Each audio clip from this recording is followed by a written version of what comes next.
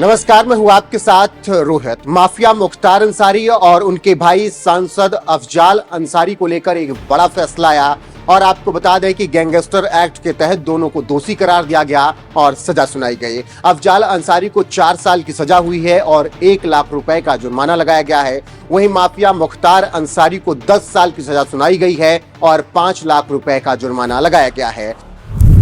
आपको बता दें कि अफजाल अंसारी को जैसे ही 4 साल की सजा सुनाई गई, उसके साथ ही अब उनकी सांसदी नियमों के तहत चली जाएगी। वहीं माफिया मुख्तार अंसारी पहले से ही बांदा जेल में बंद हैं। ऐसे में जैसे ही गैंगस्टर एक्ट के तहत दोनों को दोषी करार दिया गया और ये बड़ा फैसला आया और सजा सुनाई गई, उसके बाद से ही एक नाम की चर्चा खूब तेजी से फिर से होने लगी है। आपको बता दें कि फैसला आने के बाद पूर्व डीएसपी शैलेंद्र सिंह एक बार फिर से सुर्खियों में आ गए हैं। शैलेंद्र सिंह ने ही सबसे पहले मुख्तार को एलएमजी की खरीदारी में पकड़ा था और उनके खिलाफ पोटा लगाया था और इसके बाद शैलेंद्र सिंह के खिलाफ तत्कालीन सरकार का जिस तरीके से रवैया था, उसको लेकर वो लगातार बात करते रहे और खुले तौर पर कहते रहे कि मुख्तार पर पोटा लगाना उस वक्त की सरकारों को अच्छा नहीं लगा, इसीलिए उनके साथ ऐसा व्यवहार किया गया। आपको बता दें कि मौजूदा वक्त में शैलेंद्र सिंह गौशाला चला रहे हैं और इसी तरीके से गायों की सेवा कर रहे हैं। वहीं जब फैसला आया तो शैलेंद्र सिंह ने साफ कहा है कि बुराई का अंत इसी तरीके से होता है और अब इन दोनों भाइयों ने पहले जो कुछ भी किया है उनका फैसला भी अब इसी तरीके से होगा। फिलहाल सुनिए शैलेंद्र सिंह का वो इंटरव्यू जो कि एनएफ न्यूज ने कुछ साल पहले किया था, जिसमें उन्होंने कई खुलासे किए थे और शानदार तरीके से बातचीत करते हुए कई बातें बताई थी।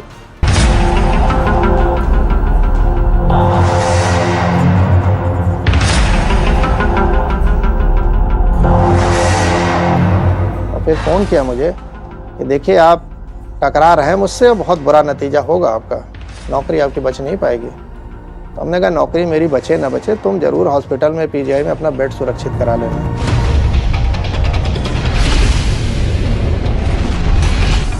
अगर पुलिस चाह ले तो पत्ता नहीं हिल सकता है, ये मैं दावे के साथ कह रहा हूँ। मैंने अपने पूरी सर्विस लाइफ में किया है, जितनी भी मेरी थी एक्टिंग लाइफ।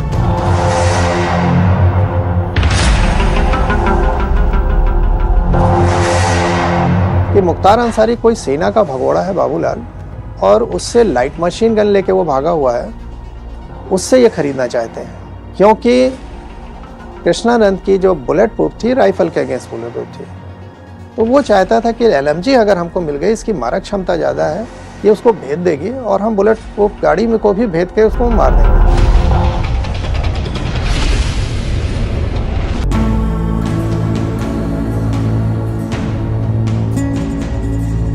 और ये समय का खेल देखिए कि उधर से मुख्तार अंसारी पंजाब से आ रहा था और इधर मेरा केस वापस हुआ। तो मैंने एक सिंपल जैसे होता था धन्यवाद देने के लिए फेसबुक के माध्यम से मैंने पोस्ट कर दिया।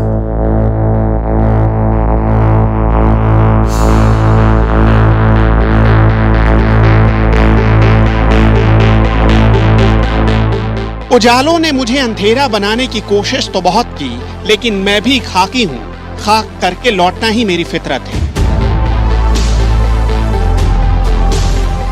ये शेर एक बब्बर शेर शैलेंद्र सिंह के सम्मान में है। अब इनके बदन में खाकी तो नहीं, लेकिन जिसने इस धाकड़ पुलिस अफसर को वर्दी के गुरूर से दूर किया, वो गुनहगार आज वहां पहुंच चुका है जहां उसे 17 साल पहले होना चाहिए था।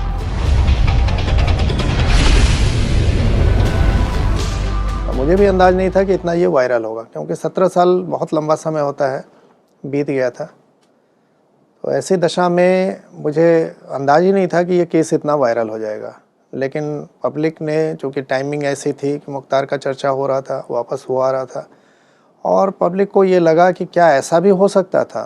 फिर आप लोग के माध्यम से, print electronic media, social media के माध्यम से ये बात करोड़ों लोगों तक पहुँची, तो इसलिए ये इशू खड़ा हो गया। वरना समय के साथ चैलेंज जैसे बहुत से लोग खो गए हैं।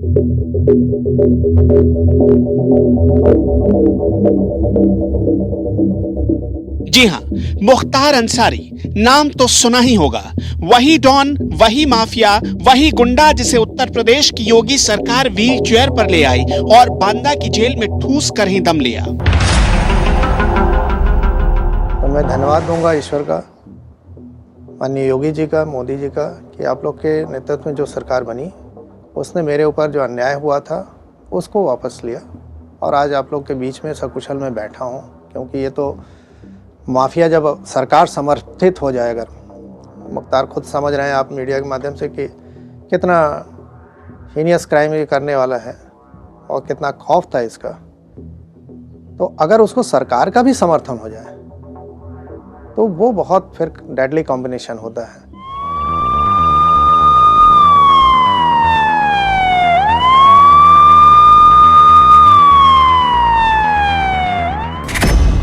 सरकार और माफिया के डेडली कॉम्बिनेशन वाली यूपी के मुलायम सिंह यादव सरकार शैलेंद्र सिंह के एक केस के चलते कैसे हिल गई। उत्तर प्रदेश पुलिस में डिप्टी एसपी रह चुके शैलेंद्र सिंह के नाम से क्यों मुख्तार अंसारी थर थर कांपता था। कैसे पॉलिटिक्स और माफिया के गठजोड़ ने एक ईमानदार अफसर को नौकरी छोड़ने पर मजबूर कर दिया और 17 साल का वनवास दे दिया। सच्ची मगर रियल लाइफ की फिल्मी कहानी से जुड़े हर सवाल का जवाब जब आप सुनेंगे तो यकीन मानिए पॉलिटिक्स के आपराधिक चरित्र को देखकर घिन्न खा जाएंगे।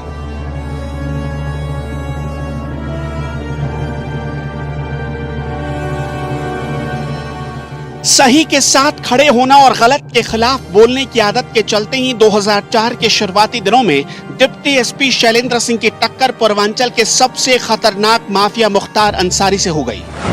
ये टक्कर क्यों हुई, किस वजह से हुई, ये जानने से पहले खुद शैलेंद्र सिंह से जान लीजिए आखिर मुख्तार अंसारी का आतंक किस हद तक था। आप एक अंदाज लगाइए कि मुख्तार ने विश्व हिंदू परिषद के कोषाध्यक्ष बनारस के थे और उनका आज से करीब 25 साल पहले अपहरण किया और जैसा पता चलता है कि 5 करोड़ लेके भी मार दिया उसने। तो उतने बड़े ऑर्गेनाइजेशन के कोषाध्यक्ष का अपहरण करके पैसा लेके मार दिया। पुलिस के एडिशनल एसपी उदय शंकर जायसवाल जी, उनके ऊपर गोली चलाई इसने। लोग बताते हैं कि यहाँ पे जो लखनऊ में जेल अधीक्षक सम तिवारी दी थे, उनका राजभवन के सामने मर्डर हुआ जिसमें सब केस चल रहा है। सिपाही पुलिस लाइन में था बनारस के, वहाँ उसको घुस के मारे लोग। तो जो शासन सत्ता से लोहा ले रहा है, सीधे पुलिस को चुनौती दे रहा है, उस पर गोली चला रहा है, तो आप समझ सकते हैं कि मुख्तार कितना उसका साम्राज्य था खौफ का। और ऐसी दशा में उसके सामने बोलने की हिम्मत नहीं किसी की।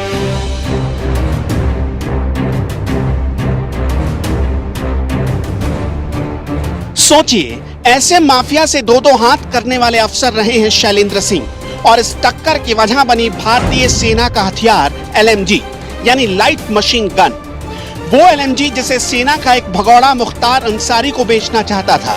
फोन पर डील भी फाइनल हो गई थी, लेकिन एन वक्त पर यूपी STF में डिप्टी एसपी रहे शैलेंद्र सिंह और उनकी टीम ने मुख्तार अंसारी के मंसूबों को मिट्टी में मिला दिया।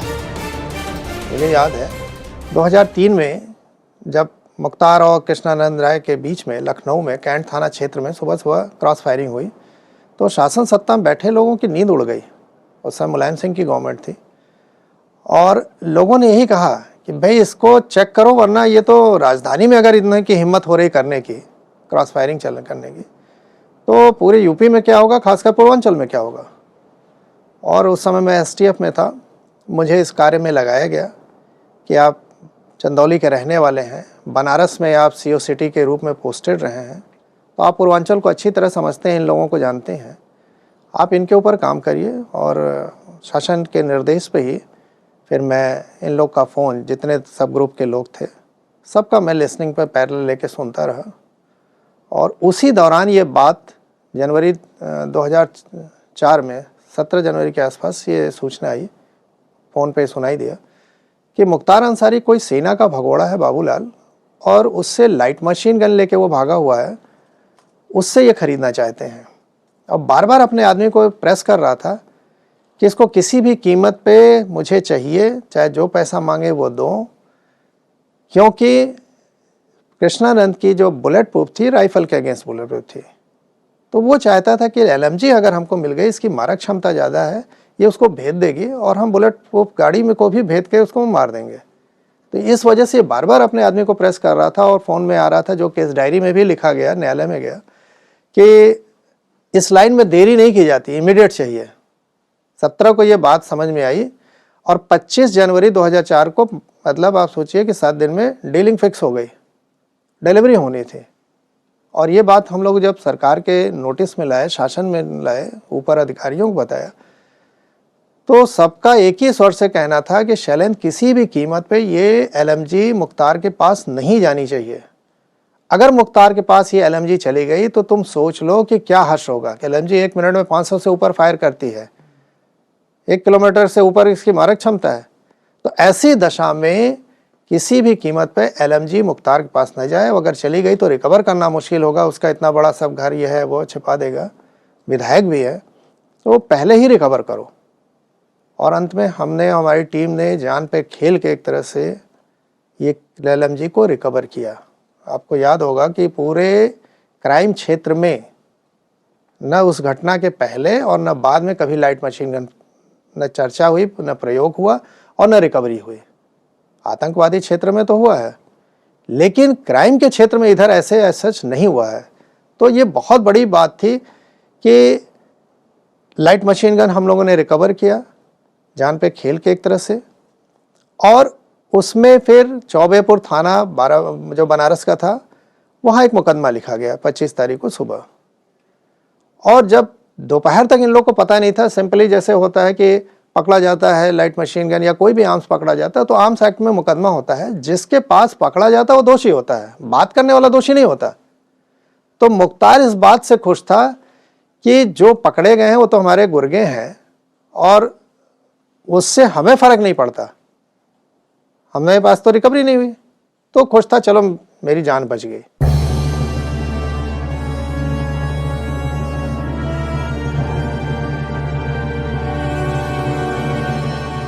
मुख्तार अंसारी के खिलाफ पहली बार बहुत बड़ा सबूत मिला था। यूपी का ये गुंडा तभी पोटा लगने के बाद जेल की हवा खा सकता था, लेकिन यहाँ पर असली खेल किया राजनीति और अपराध के नेक्सस ने। जानकार बताते हैं कि मुख्तार अंसारी ने रातों रात मुलायम सिंह यादव को फोन कर दिया, सरकार गिराने तक की धमकी दे डाली। इसका असर रातों रात हो भी गया। मुलायम सिंह यादव ने तुरंत एक्शन लिया।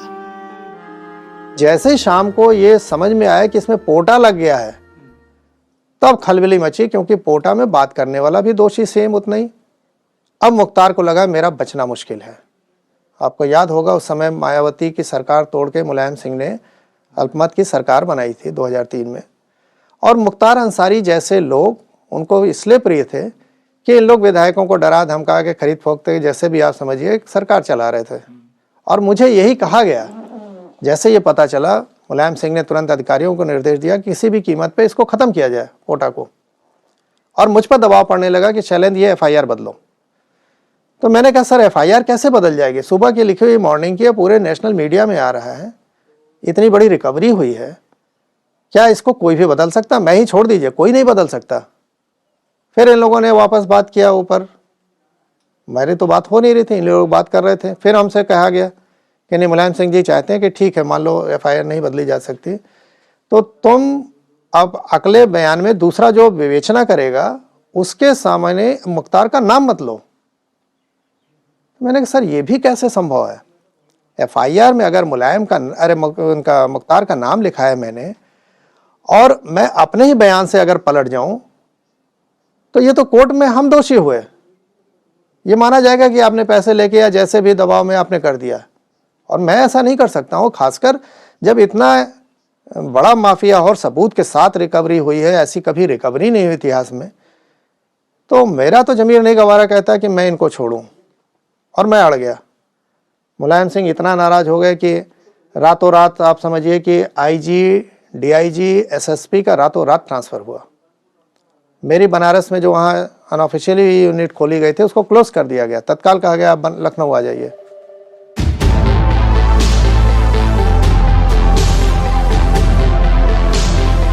बात आन बान और उसूलों की थी, और वैसे भी मशहूर शायर वसीम बरेलवी ने खूब कहा है, उसूलों पर अगर आंच आए तो टकराना जरूरी है, जो जिंदा हो तो जिंदा नजर आना जरूरी है।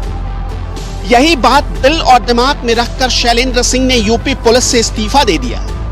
और मेरे सामने एक बड़ा विकट प्रश्न उठ गया कि मैं एज ए टीम लीडर काम किया, मेरे कहने पे मेरे मातहतों ने काम किया, और मेरे क्या तो शासन ही कह रहा था, लिखा पढ़ी में सब कुछ था, तो ऐसी दशा में मेरी वजह से मेरे मातहत क्यों नुकसान करें। और फिर 15 दिन के जद्दोजहद के बाद मैंने फाइनली 11 फरवरी 2004 को एक रिजिग्नेशन भेजा, जिसमें मैंने ये लिखा कि आज माफिया मतलब अपराध और राजनीति का इतना गठजोड़ हो गया कि माफिया सीधे सीधे निर्देश दे रहे हैं कि कैसे चले गए। यस, लेटर में हमने लिखा। और माफिया सीधे निर्देश दे रहे हैं, सरकार और सत्ता में बैठे हुए लोग तो केवल मुहर लगा रहे हैं, चला तो रहे सरकार माफिया लोग। और मेरा जमीर नहीं गवारा करता कि मैं ईमानदारी से इनके साथ काम कर पाऊंगा, इसलिए मैं सर्विस से त्यागपत्र दे रहा हूँ। स्वाभाविक है कि इस तरह का लेटर कभी किसी ने त्यागपत्र भेजा नहीं था। और शाम को भेजा था मैंने, इतना हंगामा मच गया। दूसरे विधानसभा उस समय चल रही थी, विधानसभा सुबह स्थगित हो गई। पूरे विपक्ष ने मांग की कि मुलायम सिंह जी मुख्यमंत्री जो थे सदन में आके बयान दें, और ये उस समय यहाँ थे नहीं, बाहर थे कहीं, शायद बताया गया इटावा में है। शाम तक इनको आना पड़ा विधानसभा में। और दुर्भाग्य देखिए लोकतंत्र का कि विधानसभा में आके मुलायम सिंह ने यही कहा कि एक अदना सा अधिकारी हमको बताएगा कि सरकार कैसे चलेगी, और मीडिया में भी बाहर बोला। तो उन लोगों ने सीधा सीधा मेरा मजाक उड़ाया कि तुम कौन होते हैं डिसीजन लेने वाले, डिसीजन तो हम लोग लेते हैं, हम इम्प्लीमेंट करते हैं, सरकार हम चलाते हैं। लेकिन ये लोकतंत्र का दुर्भाग्य है।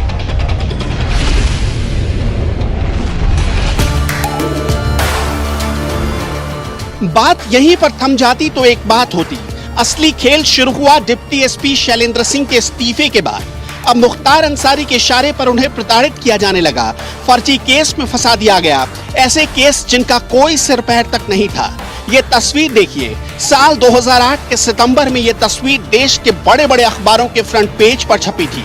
शैलेंद्र सिंह को किसी क्रिमिनल की तरह टी शर्ट से खींचकर पुलिस के जवान ले गए। देखिए, जेल में 2 बार गया।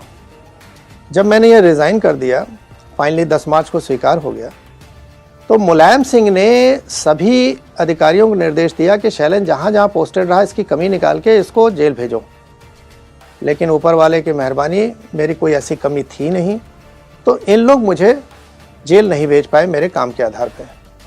अंत में ऊपर से निर्देश हुआ कि इसको किसी भी कीमत पर फ्रेश केस लगा के जेल भेजो। और 2004 में ही एक राजा तालाब वाराणसी में है बलवंत राय डिग्री कॉलेज, उसमें 1-1.5 महीना से भ्रष्टाचार के कारण स्कूल बंद चल रहा था, और मैं उस शुरू से उसको देख भी रहा था। तो उन लड़कों को लेके मैं डीएम ऑफिस मिलने आया था, वो भी पहले से अनुमति लेकर। 10 से 12 जनता से मिलने का समय होता, उस बीच में गया था। और डीएम साहब घर पे आवास पे बैठे थे। मैंने यही कहा कि भाई डीएम साहब को आके बात करनी चाहिए, ये जनता से मिलने का समय है, और जब तक नहीं आते हम लोग यहीं बैठे हैं ऑफिस में, ये गलत बात है।